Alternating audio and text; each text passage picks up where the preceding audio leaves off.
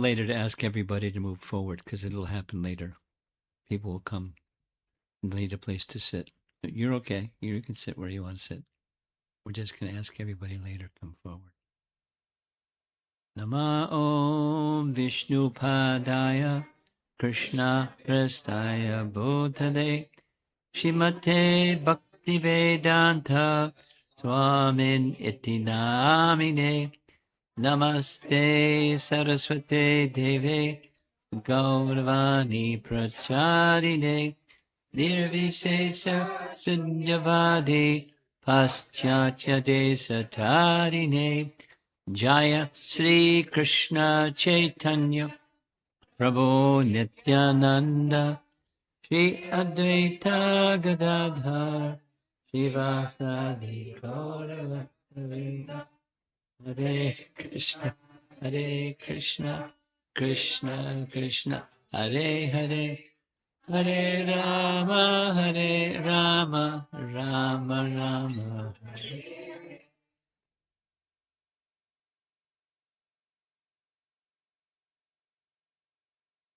Well, we completed the first third, and now we're going for the second third of this nice topic, 24 spiritual masters. You all should have received 2 documents. One in relation to this particular set of gurus, including pigeons. And there's a whole lengthy thing said about the pigeons, and if you didn't get one, you can complain. You'll get a copy. And also, because of a nice question that I got a little assistance getting the answer to, the Avaduta Brahman is an incarnation of Lord Vishnu. And his name is Dattatreya, the son of Atreya. So his name was Datta and then Dattatreya. Atreya.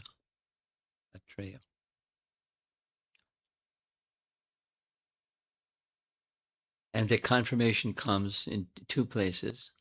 One is from 2nd canto, a commentary by Vishwanath Chakrabarti Thakur explicitly says, because the verse doesn't explicitly say.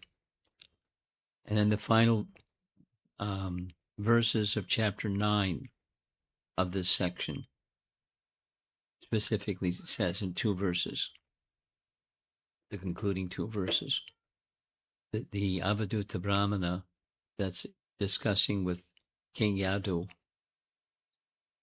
is Lord Vishnu, or an incarnation of Lord Vishnu, son of Atri Muni. So we completed the first 5 of the 24 gurus. Now this doesn't picture, when you see a picture of a deity of Dattatreya, he looks a little different than this fellow. But that's the artist that made this portrayal, because he's certainly a sadhu or a brahmana, an avaduta. And there on the left side, King Yadu. The context, as you recall, Krishna's narrating this exchange between King Yadu and the Avaduta Brahmana for a very particular purpose. The purpose is so that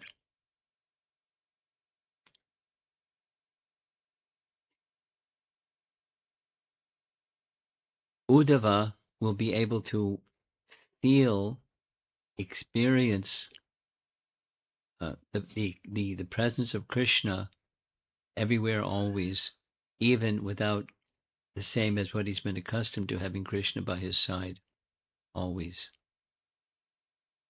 So it's the feeling of presence within love and separation.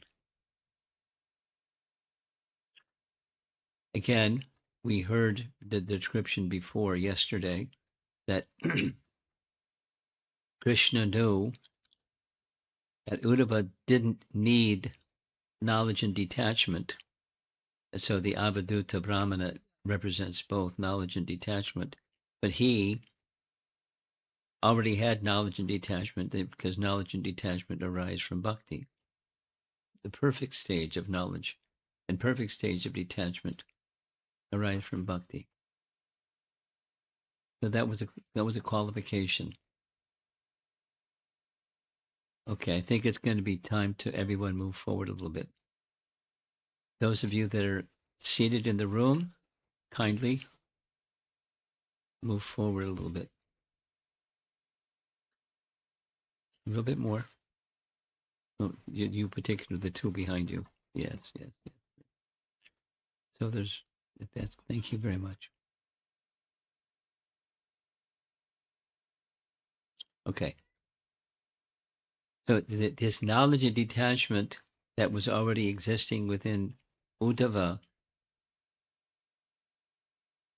one could say, it surpasses that of a worldly renunciate. A world renunciate meaning one who is detached from material affairs and is striving in his ashram to become attached on a spiritual platform.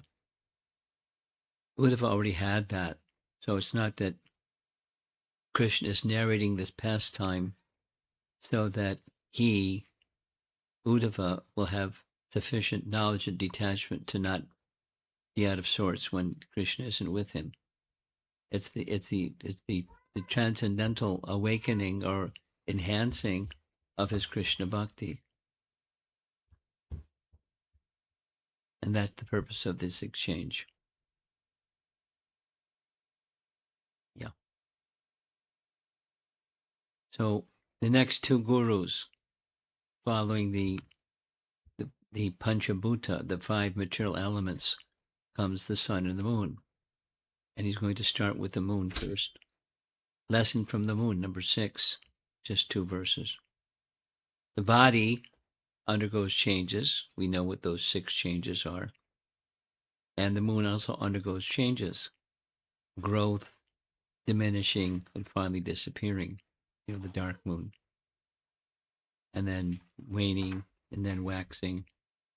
So as the as the moon undergoes those changes, so bodies also undergo.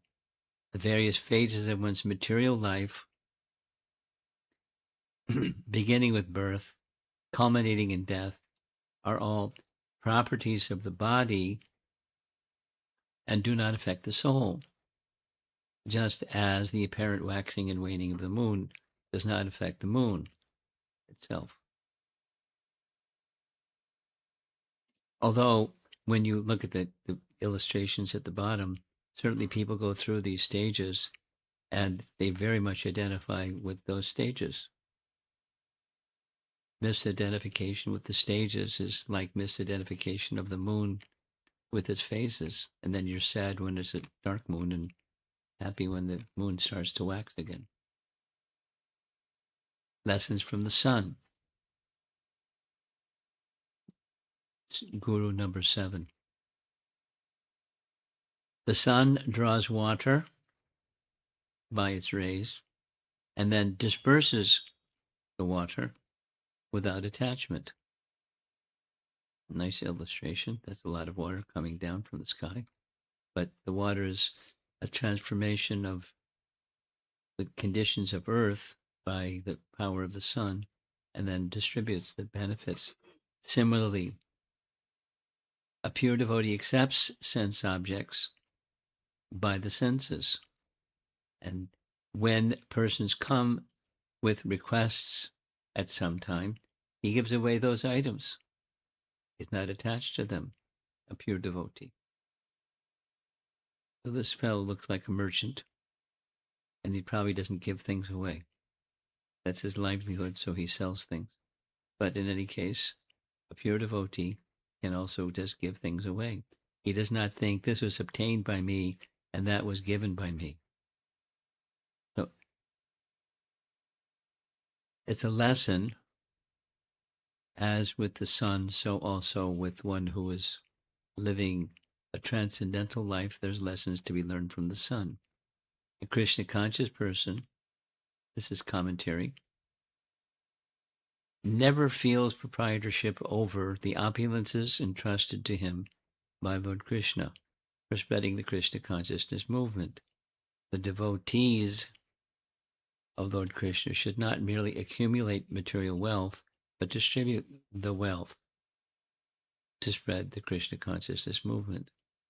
And so, what's wealth? So there's the assets of, you can say, money, or what money represents or what money can buy, and that's certainly one kind. But there's a lesson, a particularly grahasta devotee is encouraged to not simply accumulate, and that's a standard of success. Even when reflected in various objects, the sun is never divided, nor does it merge into its reflection. Similarly, although the soul is reflected through different material bodies, the soul remains undivided and non-material. Now, this is Bhagavad Gita understanding, very simple understandings. But this Avadhuta Brahmana is sharing his teachings, what he has learned, and why. Remember the questions that was asked. There are three main questions. How did you get to this standard of contentment and tranquility? And what is the happiness that you're experiencing? And you're so detached, like a child moving about. How did this come about? How did this happen? So by observing and noticing and being tuned in, he's taking the role of Dattatreya, is taking the role of a human, not of a Vishnu avatar. Although he's a Vishnu avatar, he's speaking in that way. Paramatma, this is commentary. Paramatma is understood to be situated with its parts. So the parts of Paramatma is the Shakti of Shaktiman. Sarup Shakti, Maya Shakti, Jiva Shakti. So the internal, external, and marginal potencies. These are potencies of the Supreme. Just as the sun is situated with its parts, the sun globe, its rays, and the clouds generated by the sun. That's how this little section started. The sun draws water from the sea, gathers in the form of clouds, sends that water gathered from the sea down upon the mountainsides, and distributes that water freely, liberally to everyone without consideration. As a function of receiving and giving that the sun naturally has. And so one could learn from that behavior or that condition of the sun. Now here comes the long one. You see the number of verses, there's quite a few verses. So we're not going to cover it all. But the document that you received should. And a nice illustration. There's two pigeons, male, female, and there's a little nest. At least that's the way they illustrate the nest of the pigeons. One should never indulge in excessive affection or concern. So knowledge and detachment. Excessive affection or concern for anyone or anything. Otherwise, it will have to be experienced, one will have to experience great suffering.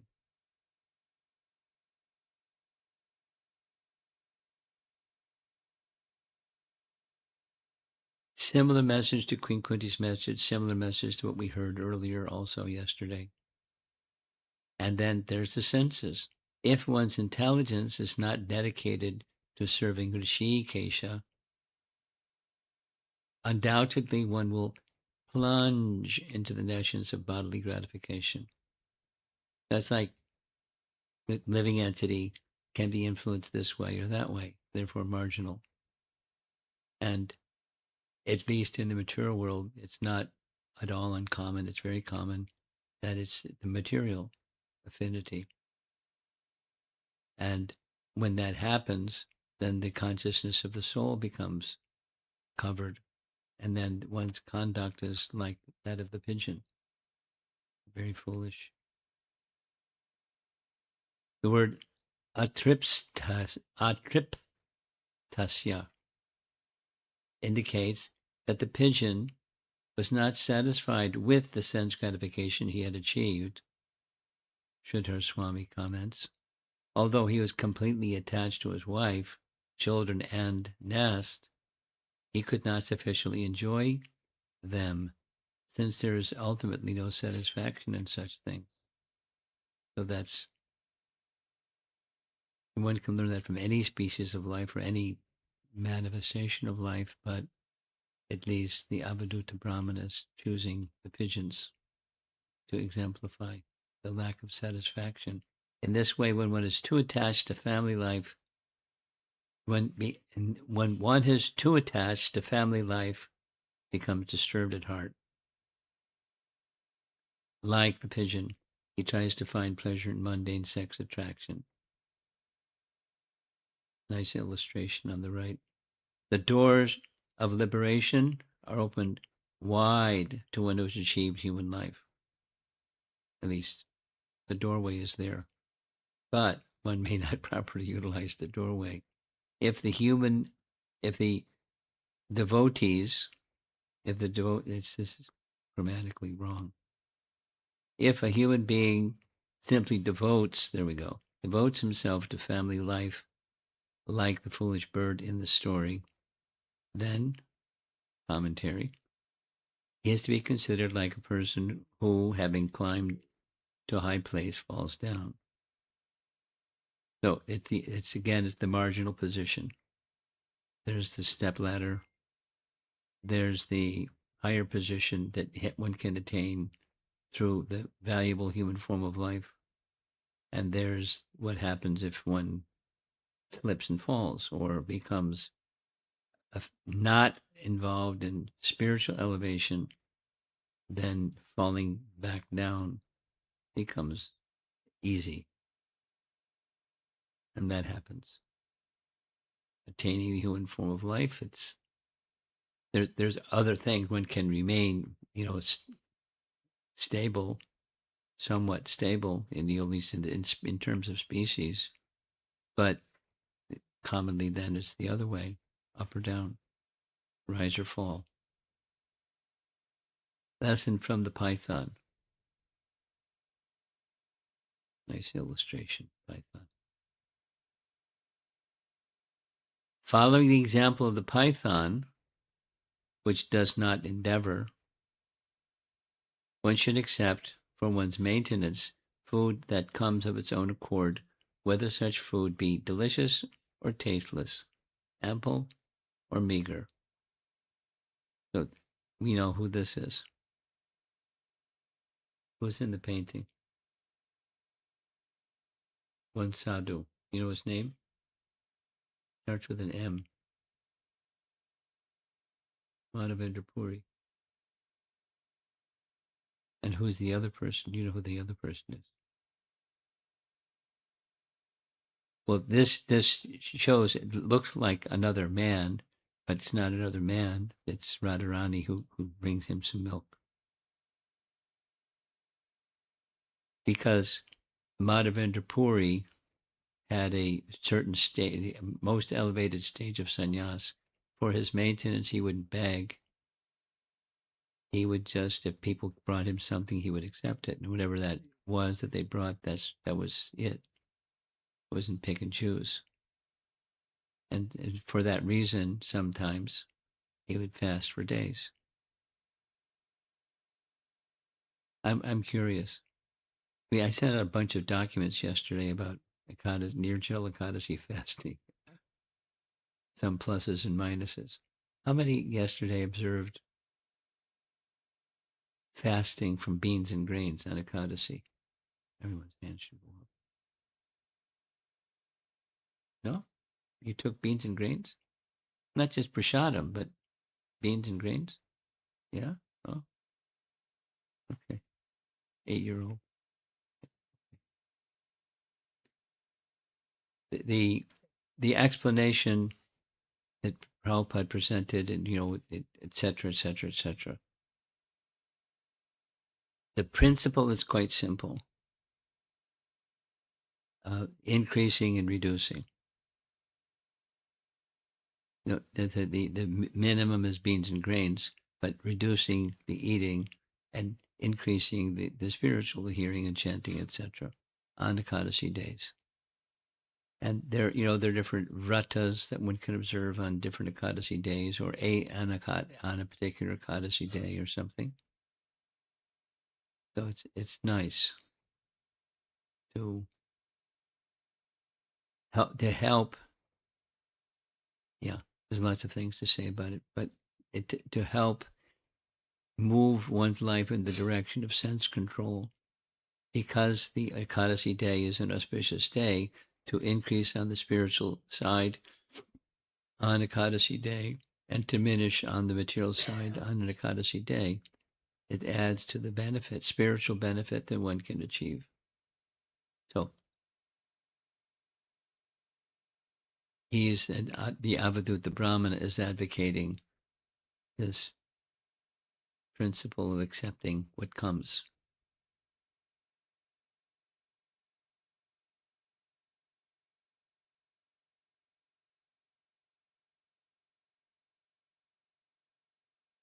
I've nearly completed going over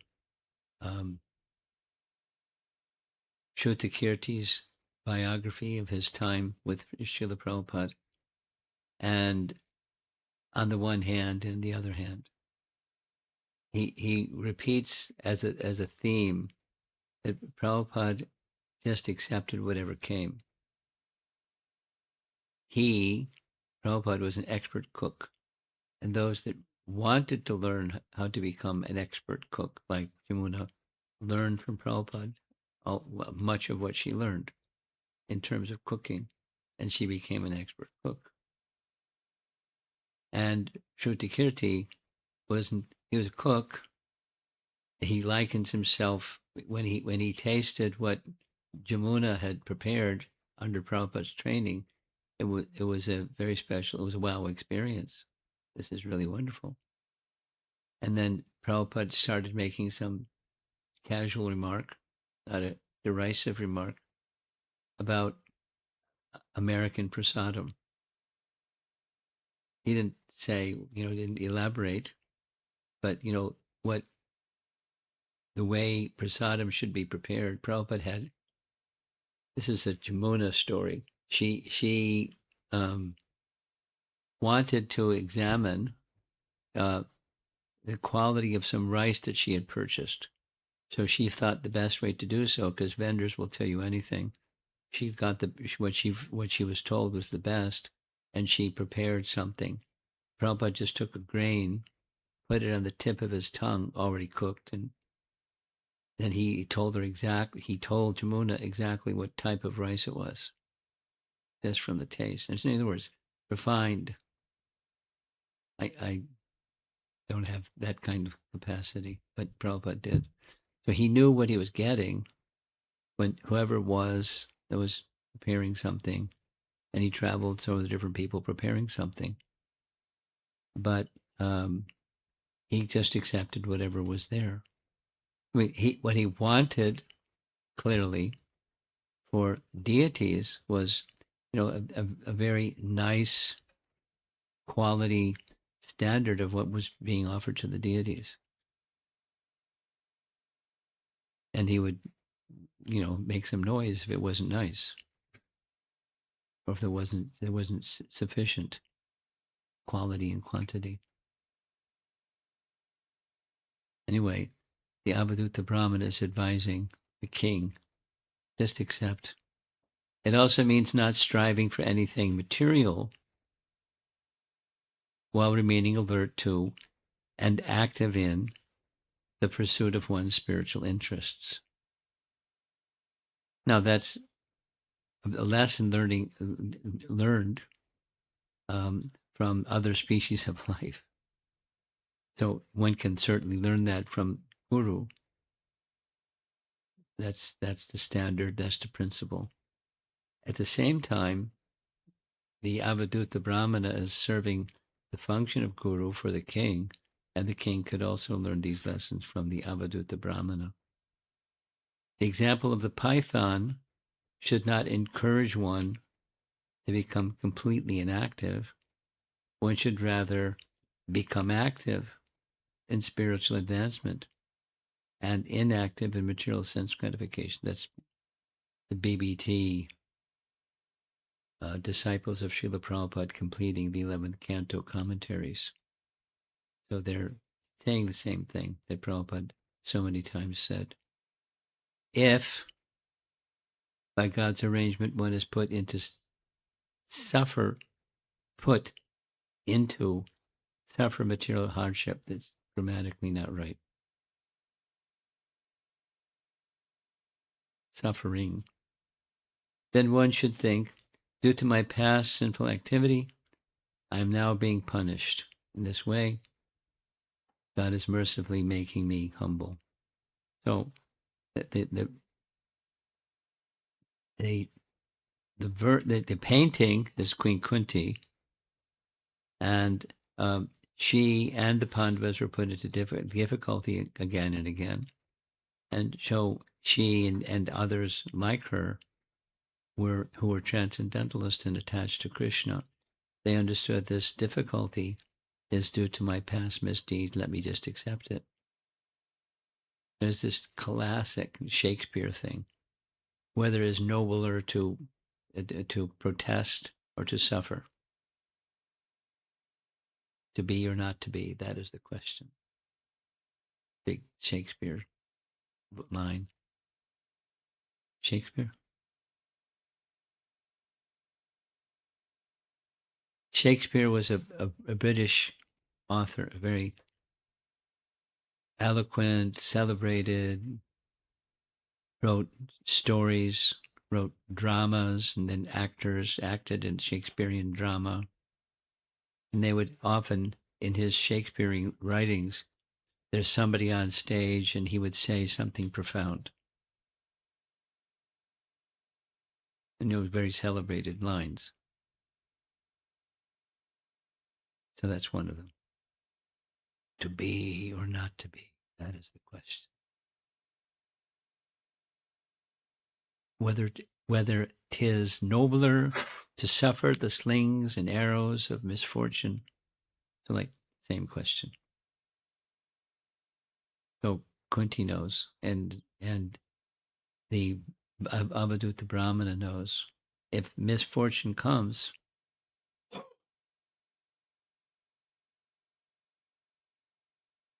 there's a very nice description. I'll just go over in left field for a little bit. There's a very nice description that's not found in Ramayana, but there's a description that's in another portion of the Purana that describes when the blind father and mother were being taken care of by their son. I forget what the son's name is. Say? Shravan Kumar. Thank you. Shravan Kumar. That was the son's name. And the king, Dasarath, from time to time to sharpen his hunting skills or his combat skills, he would go into the forest hunting. And he had been given this mantra or this capacity that he could hear a target and not see the target, but fire the target, fire the arrow and hit the target somehow. So he heard a sound. And to him, it sounded like it was a wild animal taking water from a stream. So he drew his bow and fired the arrow. And when it hit the target, there was a human voice. So it was one of those uh-oh experiences. So he went quickly to where the human voice came from, and he saw Shravan Kumar, a young boy who was gathering water for his blind mother and father. He was their eyes, and now he's shot with an arrow.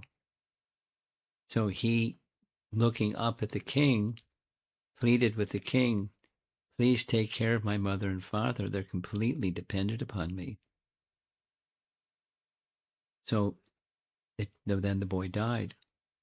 So he picked up the boy, Shravan Kumar, carried him in his arms, and brought him to where he understood the mother and father to be, and laid the son in his blind father's arms, feeling, who knows what his feelings were, very remorseful.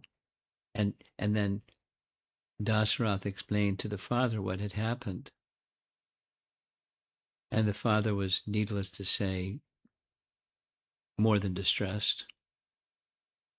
He cursed the king, as I am leaving my life.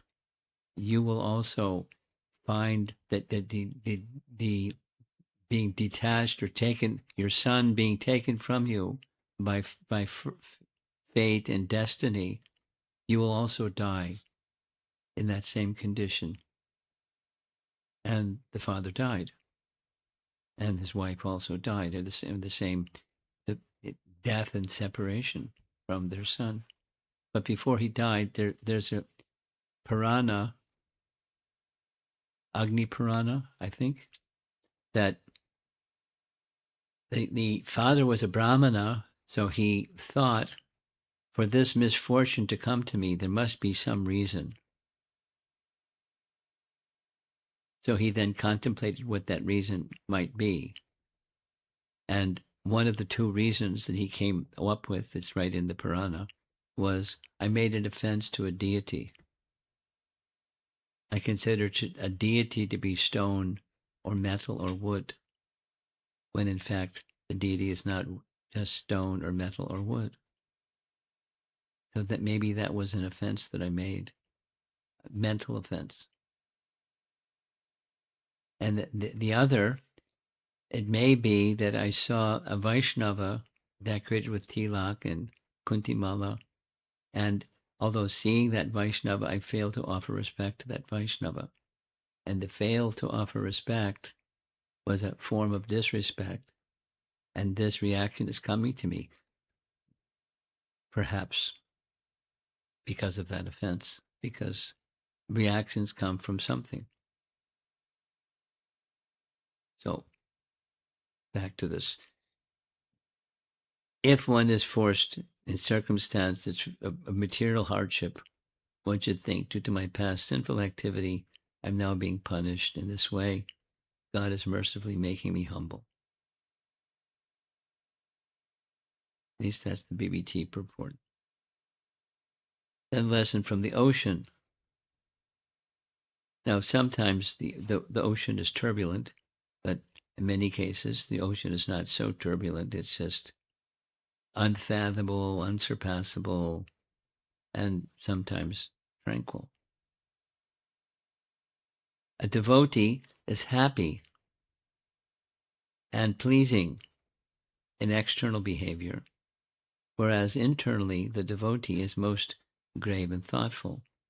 Now, grave doesn't mean like dark.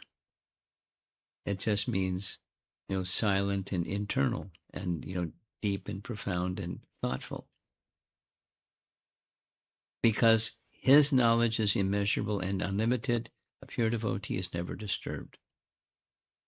So the example with the sea is similarly, when water runs into the sea, somehow it appears that the sea is not increasing, or when it's evaporated, it doesn't diminish, doesn't become disturbed one way or the other with rivers or evaporation. It just is the sea remaining still and calm. lesson from the moth. The moth is a popular example for Vaishnavas. Moths commonly, they're attracted to light. Although they're creatures in darkness, they're attracted to light, and sometimes they're attracted to light in such a way that it causes their death, because the light can be a flame. A moth gets bewildered by the sense of eyes, attracted by the bright light of the fire. The moth rushes into the fire and thus loses its life. That's on the left side. And the right side is somebody that's behaving like a moth. A man, lured by his uncontrolled senses, seeing women in wealth, falls into the greatest darkness, just as a moth falls into fire. So the little sign showing wealth and material comforts and luxury and prestige and fame, and allured by such things, you lose control of the senses. Not having those things, but being allured by those things. That's the problem. The moth teaches that attachment to beautiful form is the cause of destruction. So it's not admiring, but becoming attached to it. That's the distinction that's being made. This whole disaster can be avoided by taking seriously to the process or chanting the holy names of the Lord. That's commentary. It's not the Avadhuta Brahmana's words, but it's appropriate for this age. The chanting of the holy name done properly puts one immediately directly in touch with the purpose of life, or the source of everything. Honeybee gets attention twice. Here's one of them. Lesson 12. Just as the bee who stays in one lotus because of greed for its special fragrance becomes trapped inside when the petals close at night. Meaning, it's a common metaphor, but it's true that at lotuses in the morning time they open, they stay in full bloom during the day, and at night the petals close. And if there's a bee so much attracted to the pollen of that lotus, and as the petals of the lotus close, the bee may get trapped inside when the petals close at night, opening and closing. The saintly devotee should be devotee, who takes shelter of one house because of greed, becomes trapped by illusion.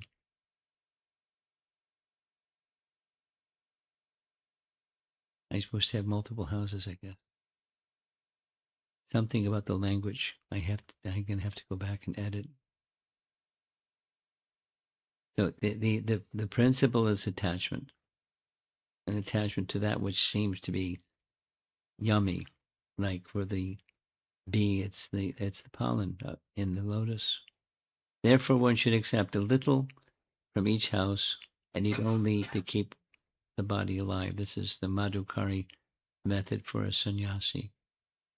Just as the honeybee takes nectar from all flowers, big and small, an intelligent human being should take the essence from the scriptures.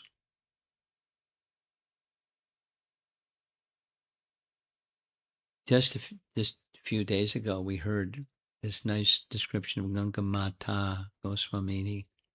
And if you remember, she was so, she made such a strong impression in the mind and the heart of the king. The king wanted to give her some big reward. And so she just accepted something modest. No, it's not that if something substantial couldn't be accepted, because Prabhupada would accept something that's substantial and it all gets offered to Krishna. But the bumblebee example was like Ganga Mata, just a little bit, just for maintenance. That's all. And even the maintenance that she was offered was more than what she required, and so she would distribute.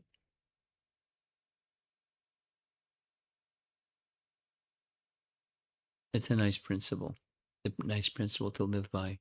When it's whether it's food or happiness or knowledge or hearing and understanding, it's just sharing, receiving, giving.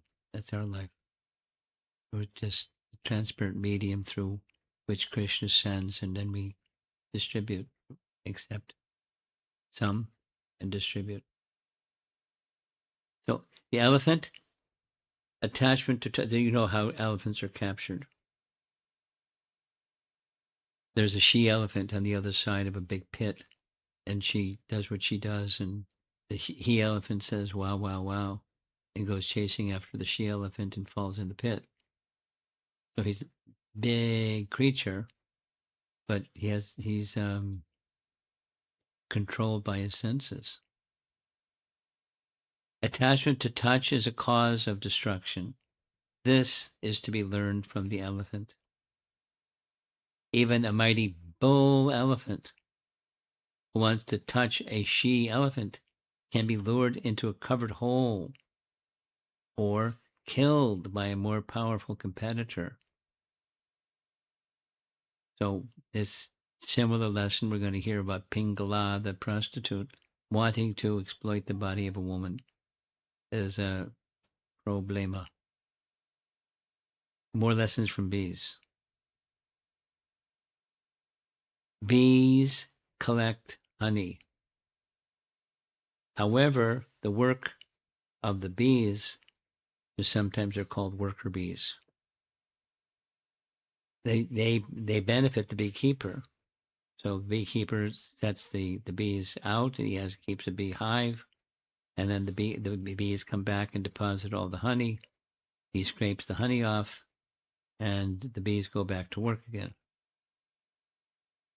Slave labor or something. Householders work and earn wealth. Bees teach us to offer charity to saintly brahmacharis and sannyasis.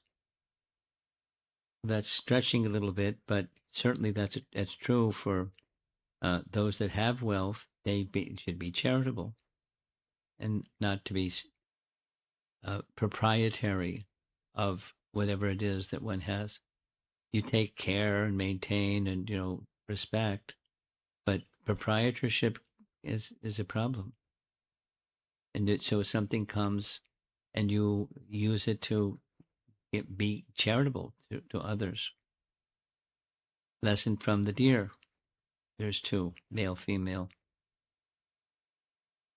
A deer may be bewildered. I have to correct the grammar. By the sweet music of the hunter's horn, and thus gets captured and killed.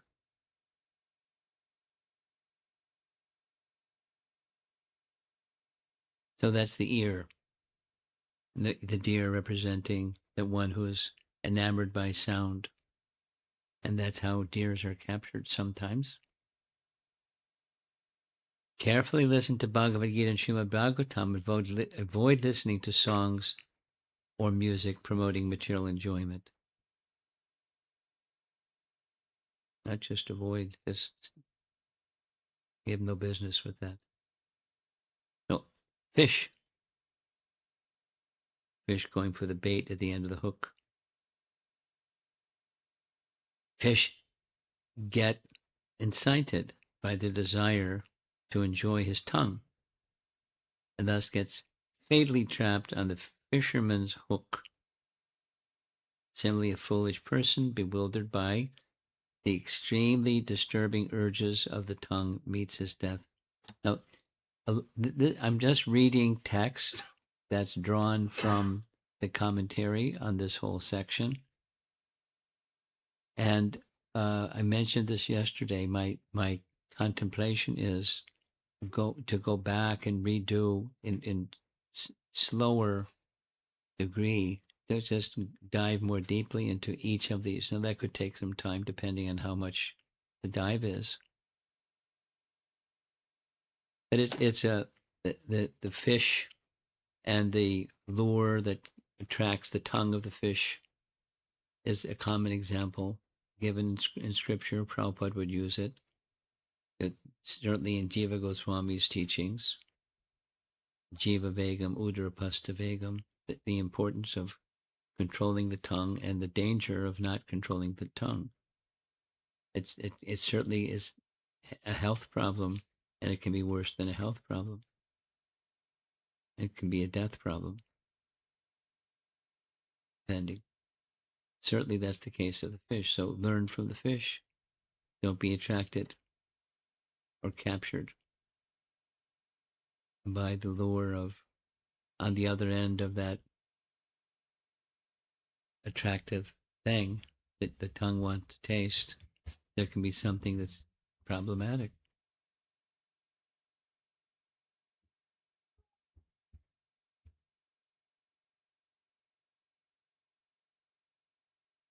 How old is that boy? You know him? He's 5, 4, half your age. He'll grow up, right? Hopefully. So here's the 5 senses and how each of the 5 senses can capture. The deer is captured by his hearing. The elephant is by his skin or touch. The moth by his eyes. The bee by his nose or smelling. The fish by his tongue. Are destroyed by the 5 sense objects. This is Garuda Purana. How can an insane person who engages all senses in the 5 sense objects not be destroyed?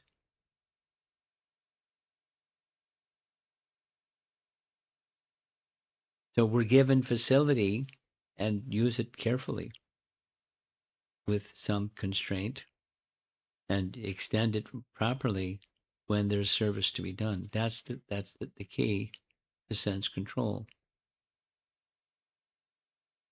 A common example, Prabhupada would say, if there's someone is offering to a sadhu something, some wealth, the hand will extend. And if it's not, then his hand will be withdrawn.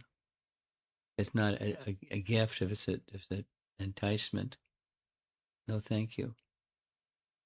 But for receiving in service to Krishna, then these senses can be extended or are extended for service to Krishna only.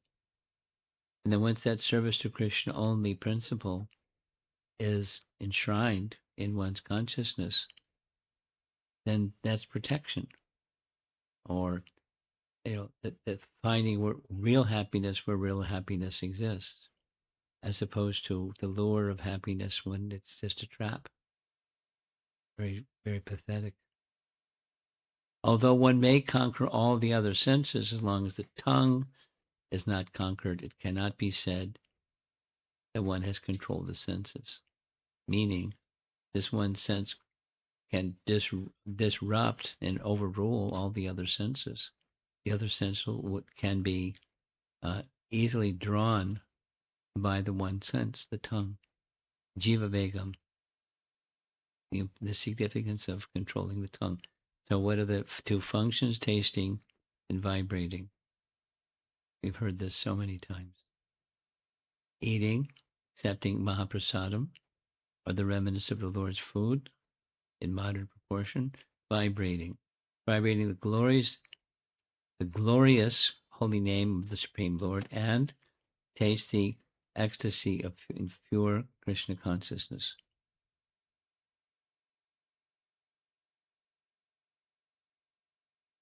There's just a little sharing.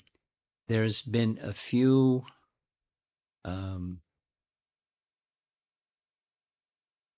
devotees in the kirtan circuit that I've become really attracted to.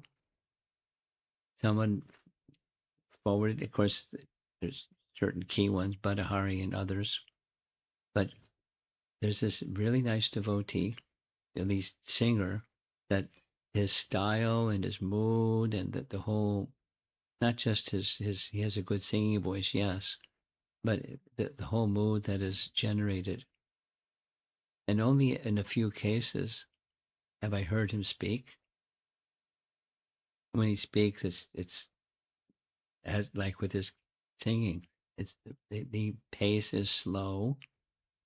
The pace, the mood is meditative, and even he's tasting while he's speaking, about chanting, and then comes the chanting. It's Gaura Krishna is his name. Gour Krishna.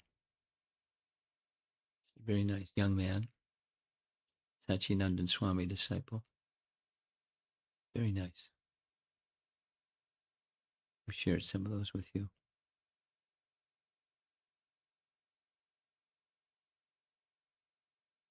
And I find sometimes, waking up in the morning, the melody is just playing in my mind. I don't know what's going on all night long because I'm asleep, but the sound is there. It's purifying and elevating just by principle. So here comes Pingala. She gets a lot of verses. 21 verses. Oh, son of kings, previously in the city of Videha, there dwelled a prostitute named Pingala.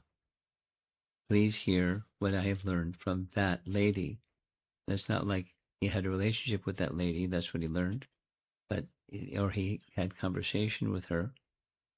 But we're going to hear about that tomorrow. Stay tuned for Pingala. So there's 24, and we've now completed the first 16. So we'll end up tomorrow. This because the Pingala section is so long, that's why I broke it the way that I broke it. Otherwise, we'd go on a few more verses and halfway through her story. So tomorrow will be a little bit longer class. This is a little bit shorter class.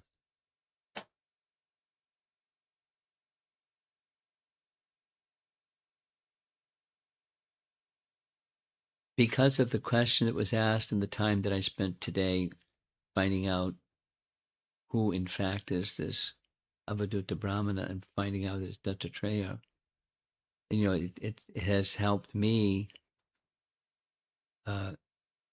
appreciate how Krishna has said all these things in different ways, but he's referring to another of his manifestations, another Vishnu form of the Lord speaking these things.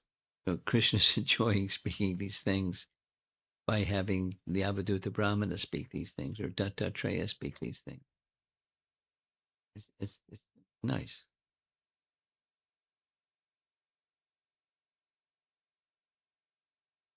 And the way that each of the forms of the Lord does what he does or expresses what he expresses or lessons imparted, that it's really variegated. And the Avaduta Brahmana, there's no indication, at least I haven't found it, no indication of, is there some guru from whom he heard all these things? A human guru from whom he heard these lessons. There's no indication. There may be, may not be, I don't know. But there's lessons, and he Vishnu or Dattatreya or the Avaduta Brahmana is being narrated by Krishna to help Vidura feel, not again with starting point, not just knowledge and detachment, because he already has knowledge and detachment, but through the proper medium of knowledge and detachment, to come to the stage of a strengthening his bhakti. And through the strengthened bhakti, by feelings of love and separation and these lessons, the purpose is of the narration is for Uddhava to feel the presence of Krishna, even in the period of time that they're absent from one another. That's a lesson that we can learn also.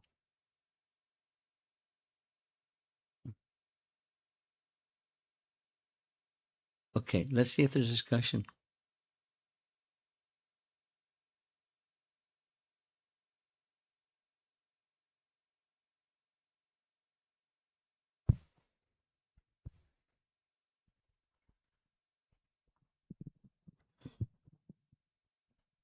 Hare Krishna, Guru Maharaj. So my question was, the examples are the gurus that we discussed. All are material, Yes. right? Like sun, moon are all part of this universe. All are material gurus. Well, you're saying material guru. What do you mean by that? I mean, they get destroyed at the end of the The entity gets destroyed, yes. but the teachings don't. The teachings won't. Why there are no examples of spiritual gurus like Narada Muni, or I'm just giving an example of Narada Muni, but why there are no examples of Well, let me ask spiritual? you: Does Narada take birth, and does Narada leave this world? Is he material? No. By that definition, they come and they go. Yeah. Pythons come and go. Moon comes and goes. With the universe, it comes and it goes. Yes. No material. If that's the standard by which you're differentiating, then Narada, who isn't, who doesn't come and go. Now the soul that's another. Soul doesn't, just may pass on to another situation. Narada tells of his previous life, etc.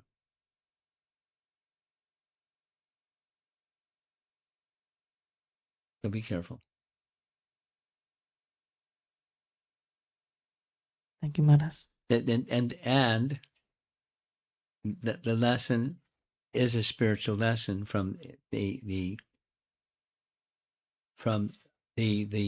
example. It's not so much speaking, because these are mountains and rivers and trees and entities that don't have conversation with you, but they're giving a lesson of life. That lesson of life is we discussed this yesterday. Behind that lesson of life is their supreme. So being able to see, and it's a very important, let's say it triple important, to be able to see this supreme within everything.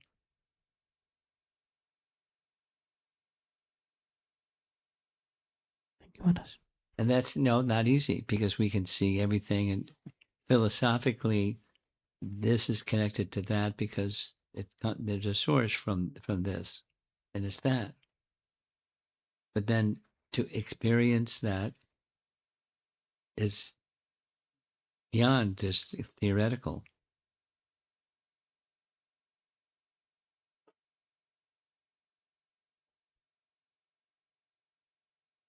Now this is Canto 11. Some time ago, I gave, and I'll be doing it again, a whole seminar on Canto 3, Chapter 27. 27 or 29? 27. Kapila Dev speaking to Devahuti on pure devotional service. It titled the chapter Explanation of Pure Devotional Service. And Kapila Dev says to Devahuti, one who does bhakti or calls themselves as a bhakta and doesn't see the supreme within everything, Kapila Dev, considers them to be pretenders, imitation bhaktas. It's that like, so, and then he explained there are ways in which that not seeing can manifest itself in exchanges with others in different degrees to more severe the vilification. They can just start with just not being attentive to the divinity that's within others while worshiping the deity. Pretentious. Imitation, that's his language. There's a Sanskrit word. Imitation. Bhakti. So this is not imitation. But the purpose of the seeing the lessons, what's behind the lesson. The lesson is a little bit something to do with conduct and sense control and directing one's attention to the spiritual. But then what's behind that? What's behind that? What's behind that? It's Lord Vishnu. He's not teaching material, but not learning material and sharing material. Something that's comes in. Yes, all those things come and go. The whole of the material creation comes and goes. And Narada Muni comes and goes. But the teachings are something that don't come and go.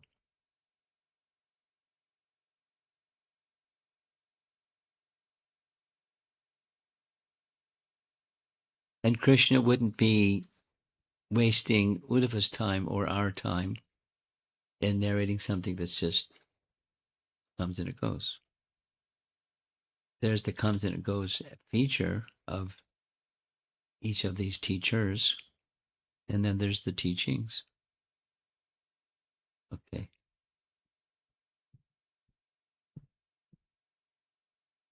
Parma Karuna, you usually have something to offer.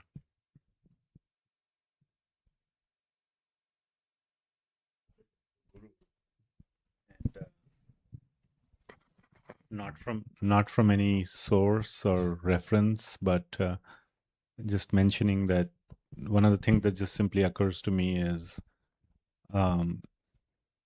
how we can learn from everything has something to teach us. Yeah. And these 24th Could be gurus, more. yes.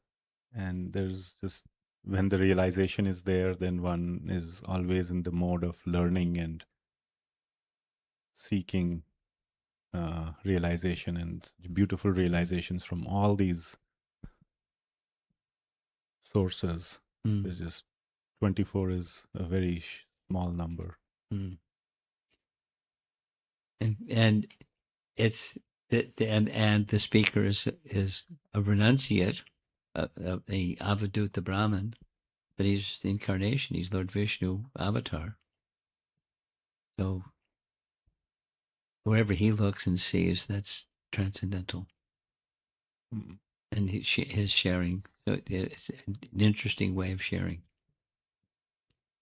I was discussing with my wife earlier today, and she was mentioning to me that kind of a similar mood of Bhagavad Gita, where in chapter 7 and in chapter 10, where one sees the Lord everywhere, the taste of water, the fragrance of the earth. So perceiving, and similarly in 10th chapter, seeing Bhagwan in material manifestation. Yeah. All of those 84 odd examples that Bhagwan gives. How to perceive the vibhutis or the opulences of Bhagwan in the material world.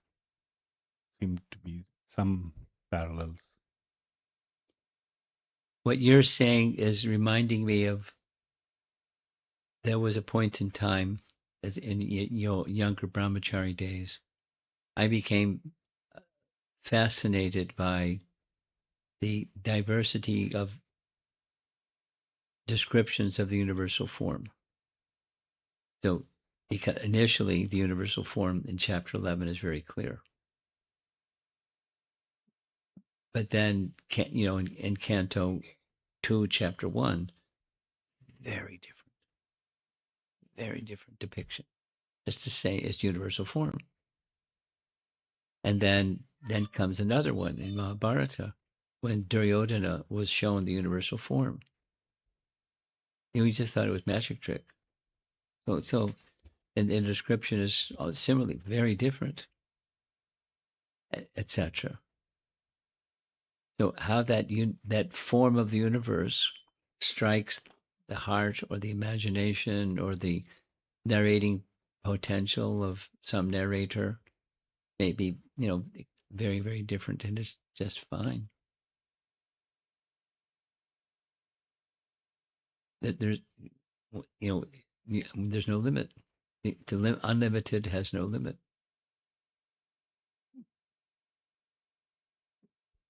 And it's on that basis that I'm thinking, just from spending this time preparing this little presentation for this short visit, expanding and going, going further in these 24, because then it'll take some time, but that's okay.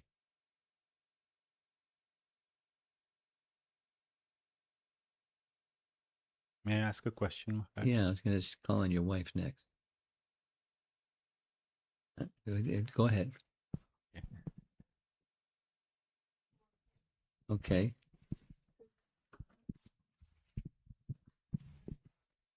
So as we were discussing in the morning after the morning class, so when we see Krishna as the taste of water, does not mean that Krishna does not exist as Krishna also.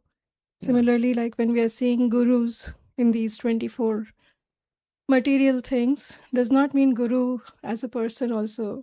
There are other gurus as well who are Mhm. persons like Narad Muni, as Rohit Prabhu was mentioning. So we can have guru as a person, but we can also see gurus in material things, just like we see Krishna as the taste of water. Well, Krishna, just a comment on your comment. Krishna as the taste of water is not the opulences of the absolute is not each one is a guru unto itself. It's a feature of the absolute, and Krishna's as the Adi Guru is revealing. So I'm just I'm pausing on the concept of do we just call anything guru? Is that okay? As in the taste of water is a guru. At least that's in that particular context. That's not how I understand it. I know it's not how I understand how it was meant to be understood. That chapter are the Aishvarya features of Yogeshwara, the master of all opulences. These are some of his opulences. And it's true that the opulence has a likeness of Krishna, or Krishna can be found in that manifestation of his. In that sense, it's revealing Krishna. In that sense, Guru. Krishna's here, Krishna's there, Krishna's elsewhere. And revealing Krishna's presence is a Guru function.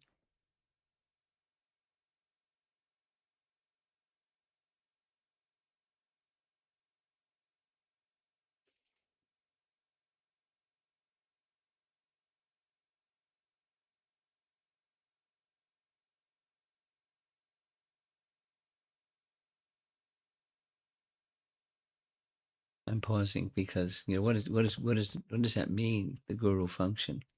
Then,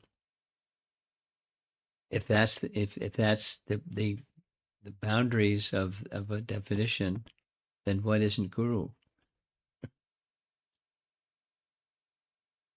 The light bulb in the ceiling. It's an opulence of Krishna.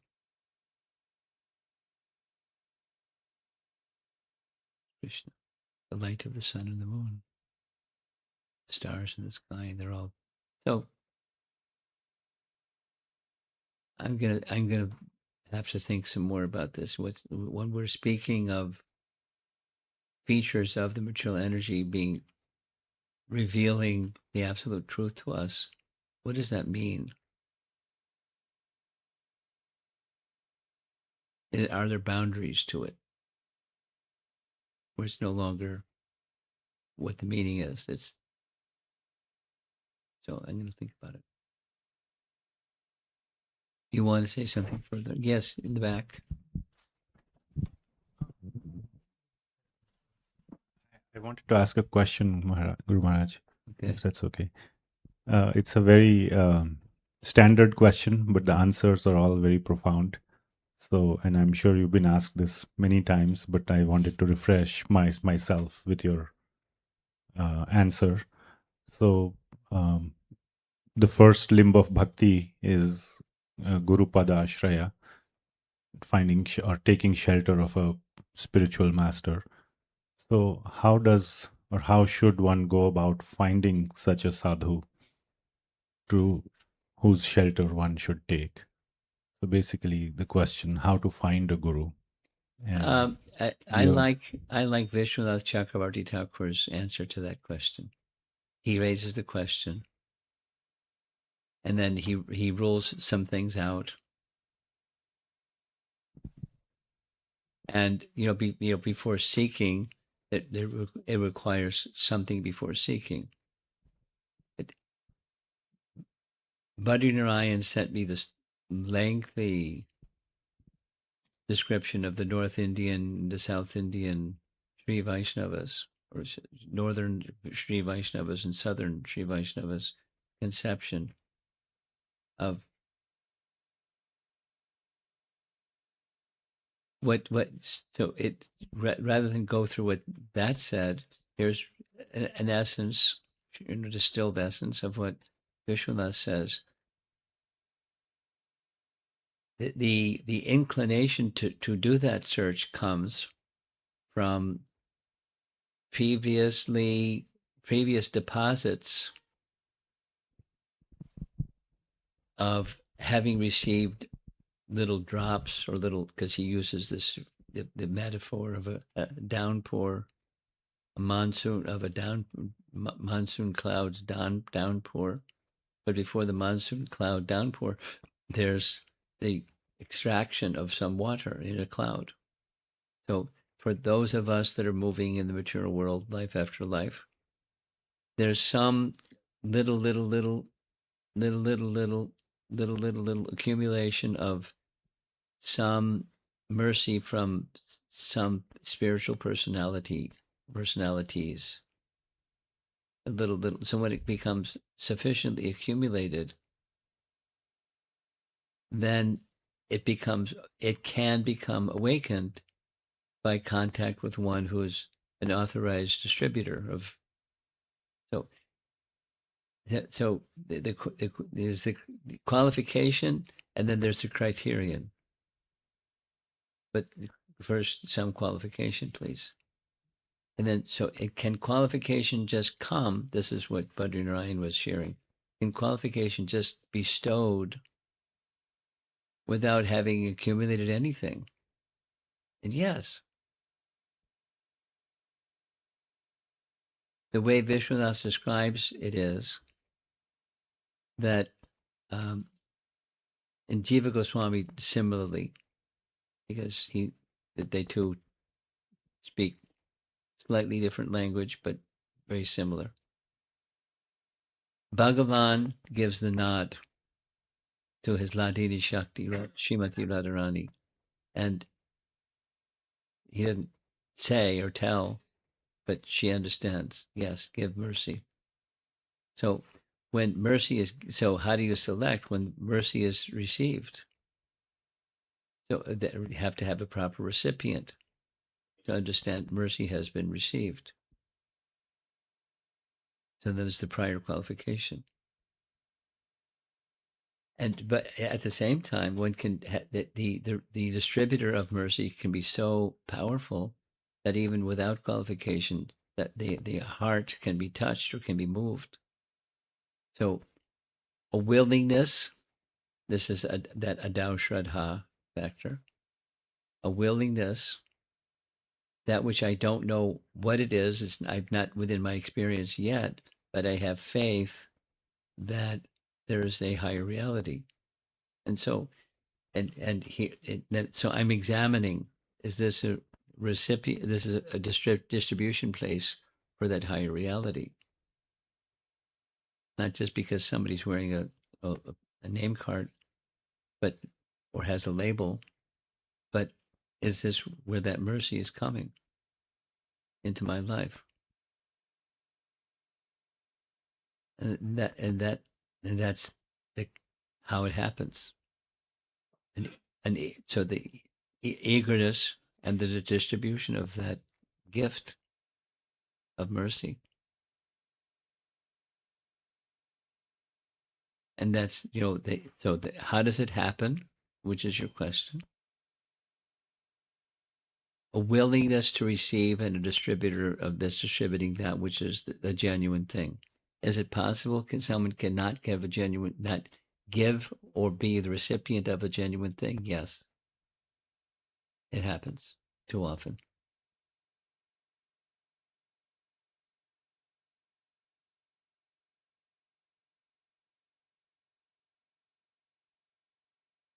But that's not the question.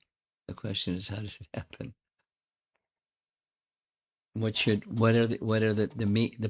process, and what are some of the benchmarks or the criterion? So the source that I'm going to is a genuine source. So that I've evaluated over a period of time the consistency in the it takes for consistency comprehension. I have to have some foundational understanding of Scripture, because otherwise it's going to be very subjective.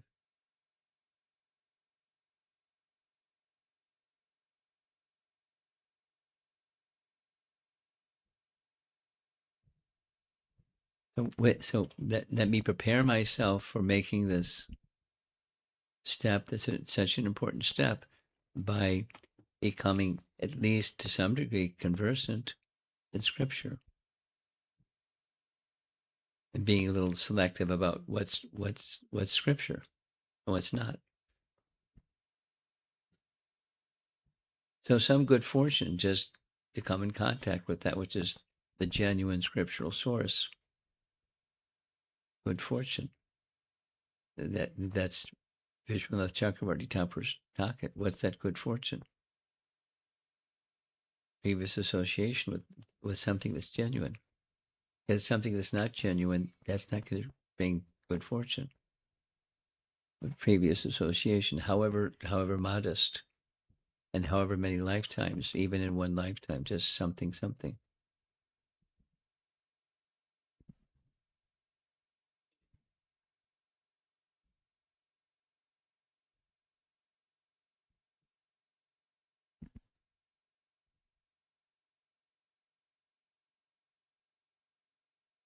It's chapter 2 of Madhurya Kandambini. It goes over this topic thoroughly. Okay. Yeah. Hare Krishna Maharaj. 2 points I have. Since yesterday these thoughts came to my mind. Firstly, I'm very happy to see these lessons rooted in scriptures, which I've heard all my life in school. Be like a tree, be tolerant like earth. So I was very happy to see that. The scriptural foundation. Yes, Yeah. so that's one point. Second point, which might sound negative, is like I feel we are giving credit to mountains, trees for exhibiting a certain behavior, which is wonderful. We're not But doing that. like Bhagavatam is doing that. Okay, yes. So there's a big difference. Okay. So I feel like they're not doing it. They are designed to be like that. But that's okay. That means they're a designer. Okay. So I can learn about the designer's gift to me through that which the designer has created. If I'm tuned in to, I want to know the designer. I want to know what's behind that behavior or that principle or that experience. Yeah. I just wanted to add is to put for myself, I'm asking. I feel like these lessons I've heard for so many times, like similar, like trees, Sure, and sure. but I feel they have not. I listen them, they don't touch my heart. Is it Okay. because they are too ideal and they are in different format that a human cannot relate? That's why these qualities are so difficult to inculcate. I was just thinking myself. Okay, and I'll respond.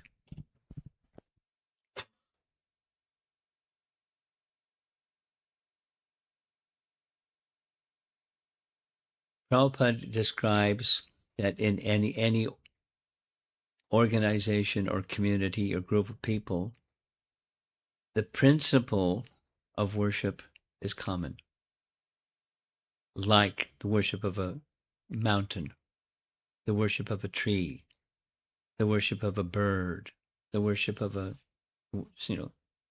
but it's just respect. It's respect towards something that I gather a lesson from, which is what you're saying. And so to hear that is it's a principle that's very fundamental, basic, not very polished. Now here we're hearing it in the 11th canto of Srimad Bhagavatam, which is the wind-up of Krishna hasn't left yet. His leaving comes at the end of Canto 11.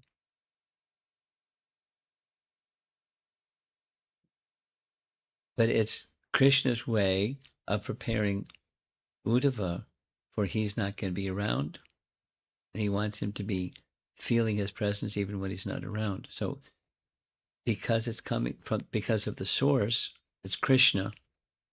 He's narrating what, his Vishnu form, Dattatreya is narrating, that's fine. But it's, the source is an authorized source, an authentic source. It's not just Aborigine behavior or colloquial conventional behavior. Be nice because, or be generous because, be tolerant because, be giving because. That's good. It's a good principle. So it's beyond that. The reason this is making the statement is beyond that is because the source is an authorized source. The topmost authority is there's an authority beyond Krishna. So that may not be as appealing. That's okay. Go back one canto and hold it on your socks, because the form, the qualities, the pastimes. So this is the departure pastime, but it has its beauty to it also.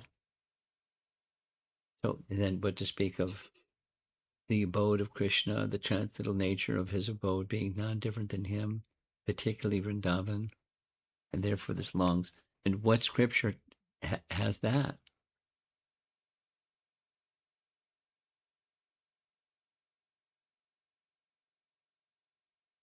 In detail.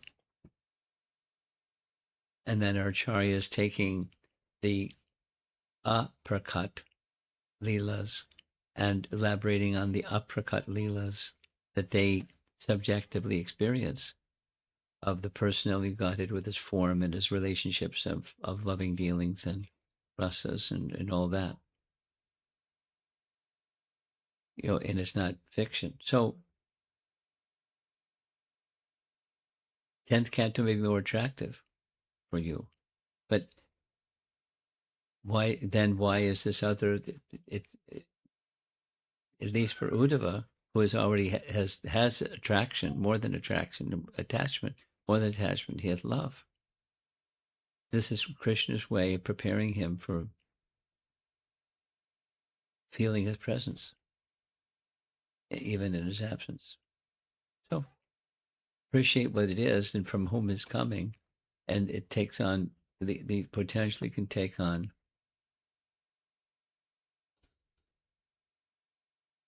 a very different perspective, a very different flavor.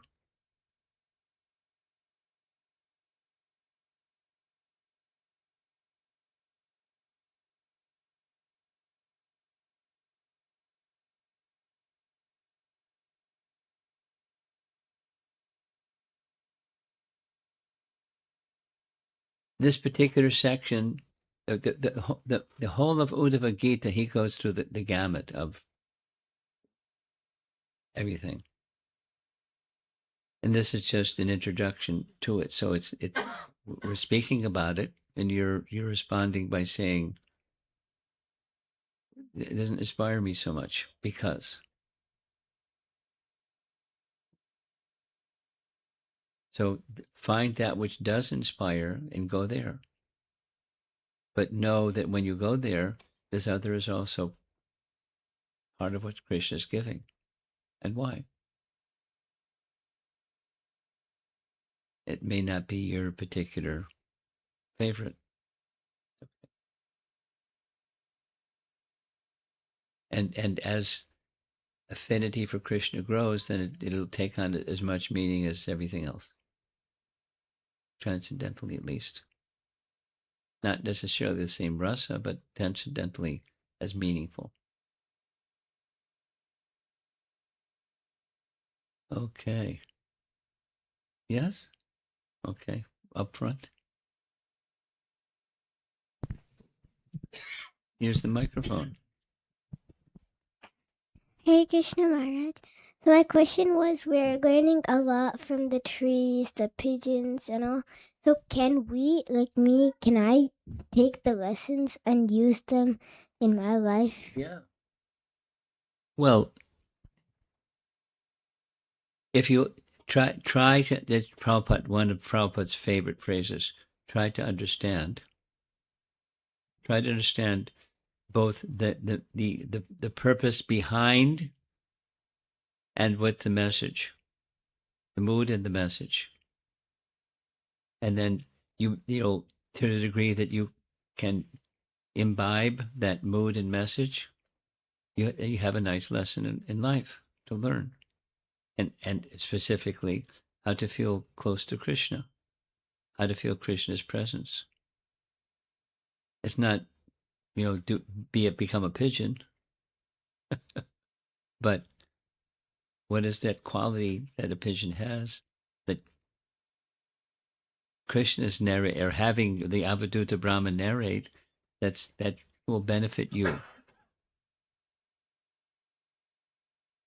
and draw you closer to Krishna.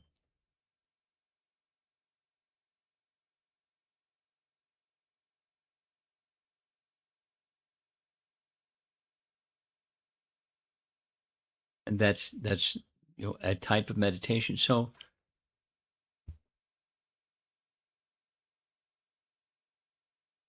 this discussion is going to help me decide what I'm going to. I have an idea to expand this, and should I? And if I do, how? So that, you know, we get the right understanding and not, you know, a paganistic understanding of what divinity is. Okay. Yeah, behind you.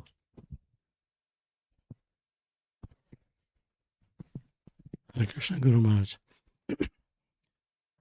This section is very interesting because on one level, this is what attachment does, and this is what detachment does. But on another level, like you were explaining, the deeper reality is to see Krishna everywhere and in everything, like the Bhagavad Gita verse as Antaryami. So that makes sense given what Sri Krishna is explaining to Uddhav, who's feeling separation from him as well. That was just a comment. But something that you said that I wanted to ask you to maybe elaborate, given your eloquence and spiritual depth. It was just a short phrase that I kind of caught a hold of, is to see Sri Krishna and everything is nice, but to experience that is very special. Mm-hmm. So I think, you know, part of that was answered through Ovia question, but can you expand on that? That's a specific thing, to experience it.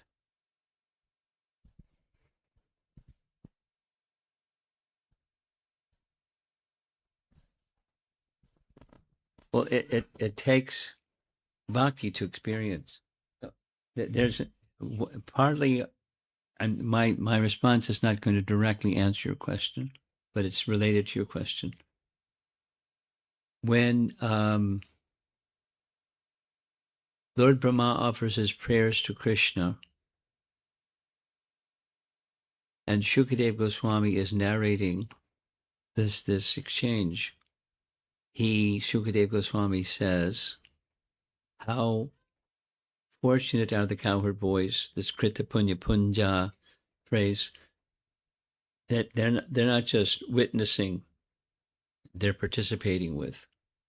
They're not just experiencing, they're participating directly. How what great fortune they have accumulated to do that. And the demigods, it's headed by Lord Brahma, are commenting, we were able to observe from the sky, but we're not participating. We're seeing Krishna and the cowherd boys and this and that.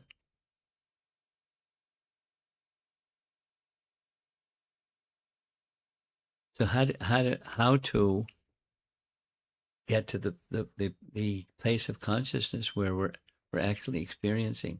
You know, it's a little bit like the process of kirtan. I won't give the name of a particular devotee, but there's a particular devotee, nice devotee, very nice devotee, who was with Madhava. Did Madhava come over this way? Not yet. Will he come? You don't know. Okay. So he came for Sadhu Sangha, then he was traveling here and there. One of the places, so there was one devotee that was at 3 of the places he was. He was one of the kirtan performers with him. And he shared with me, I was bored because it's just one melody. And he was getting a little restless. He loves kirtan, And then some time passed, and it started to change because one of the phrases that Madhava uses all the time is from the heart. And then this devotee was sharing, I started to understand that's the place where he's coming from. So, aside from the bells and the whistles that may make a kirtan relishable, and there's nothing wrong with bells and whistles that make kirtan relishable, but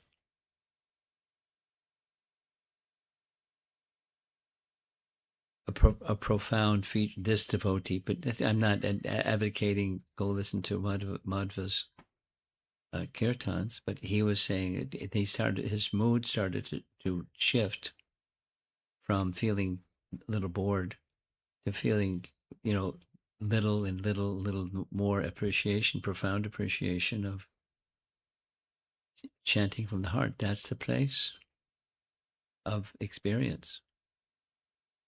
And that's where one can not just be a witness of, but to enter into.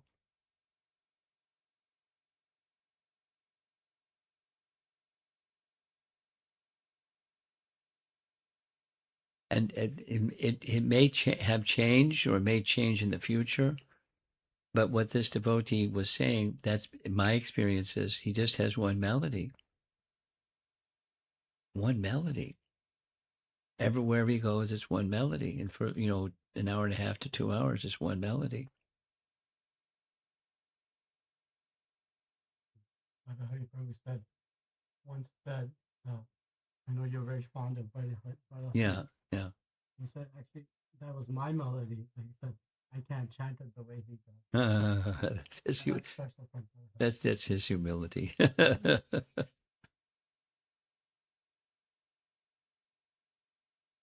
So that's a little comment on the difference between being an observer of and an experiencer of, or a participant in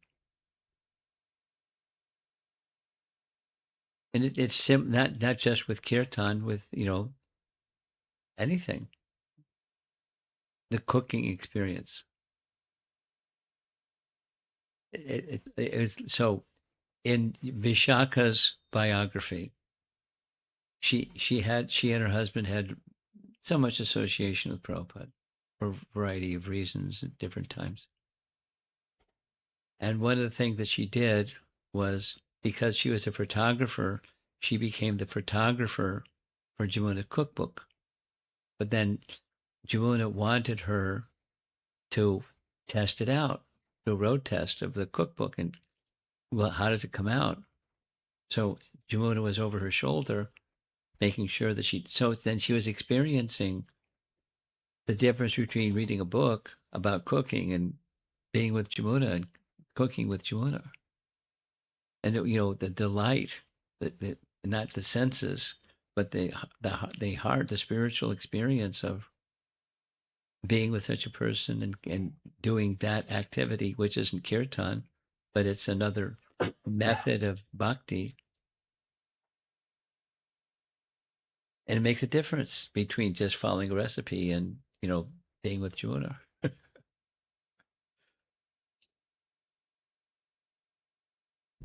Experiencing bhakti with Jamuna, along with the recipes. So, and so it's through Sangha. Same. And Sangha is not just hanging out with, but it's imbibing the mood of by service and extended interaction and understanding the mood and the mission of that person. So that's our bhakti life. That's what we're being invited into. I think we should end. You want to add something? Okay.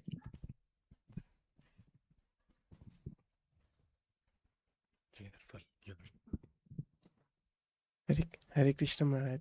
Thank you so much, Maharaj, for covering Canto to 11. I haven't read Canto 11 yet, but I was thinking, after going through Canto 10, Maharaj Parikshit is now going through Canto 11, which has indirect ways to remember Lord Krishna. So I was thinking, why not Lord Krishna was giving direct methods of bhakti like Shravanam, Kirtanam, and all those, which we hear before, like Ajamil pastimes and all that. And then indirect methods like, if you see cobra, you should learn this. If you see mountain, you should learn this. And you will be separated. So we hear in Bhakti Yoga that we should chant at the end moment of our life, and we should try to practice that 24 hours. So I was just trying to understand, why would Lord Krishna, after he would leave this world, I mean, Uddhava is always engaged in smaranam, like 24 hour. He's like, I can't even explain how much elevated he is, but instead of telling Uddhava, you should always chant my holy name when I go, why would Lord Krishna give him indirect means to remember him? Well, I'm feeling uncomfortable by your repeated use of indirect. Let us remember who Uddhava is. Excuse me. Not Uddhava.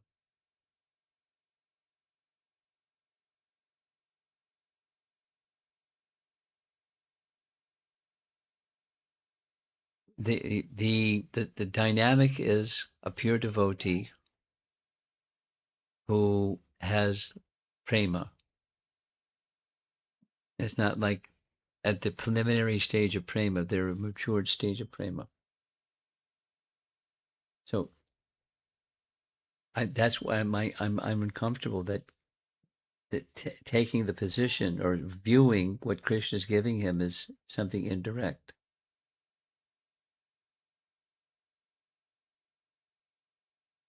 Krishna won't. What Krishna? It's very. It's the different, but it's very similar to what Kapila Deva is saying to Devahuti. Worshipping the direct could be seeing the deity but not seeing that expansion of the deity in the heart of every living entity is not bhakti. And seeing the supreme within the heart of every living entity is not indirect. It's part of the mature stage of what real bhakti is. And that's the teaching, that's the whole chapter. That's the message of the chapter, aided by Vishwanath Chakrabarti Thakur and Jiva Goswami to help us excavate what Kapila Dev is doing. And it's not indirect. And to wind it up, towards the end, Kapila Dev says, this is pretense and it's not the real thing, but do that anyways, to the point where you're worshiping the deity and you're experiencing the presence of Supersoul within your heart and with heart of every living entity, not just other Vaishnavas in your vicinity, every living entity. That's Kapila Dev's explanation of devotional service. And one could say that's also Krishna's explanation of devotional service to his dear devotee.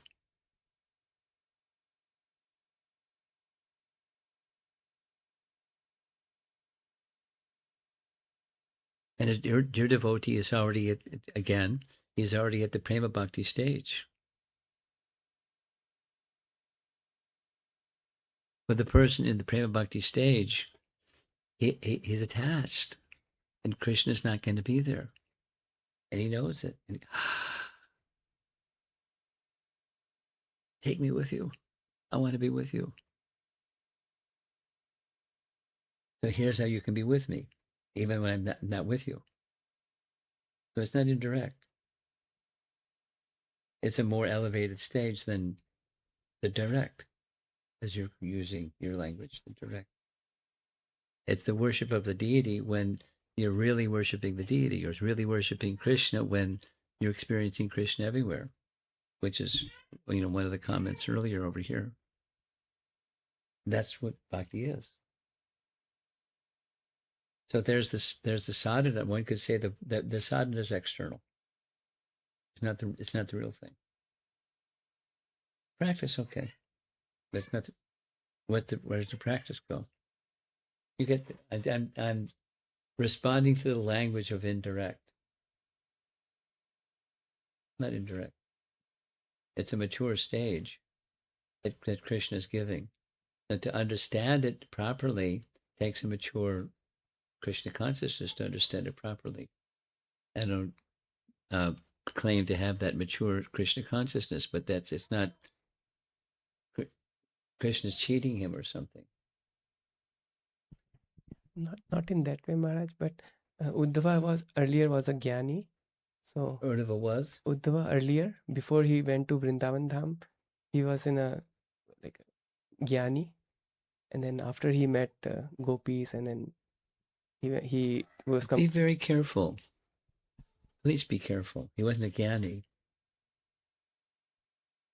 He wasn't a Jnani. Please be careful. Read the commentary again that says what he was, and you're not going to find he was a Jnani until he met the gopis. I'm sorry. Sorry, Maharaj, I haven't reached this. Huh? Yeah, I'll have to reach the... Yeah, read it again. Yes, thank He you. may have, mixed devotional service, maybe, but why did Krishna send him? And why, anyway, there's lots of things to understand in everything that Krishna does, but it's not that he was a Jnani. Be careful.